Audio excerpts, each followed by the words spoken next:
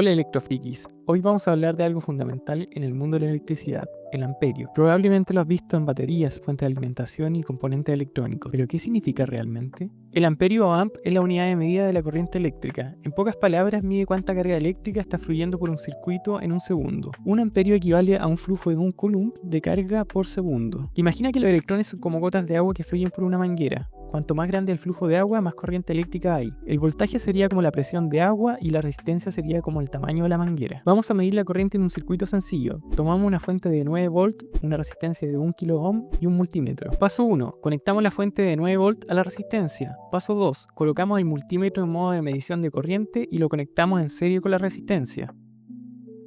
A few moments later.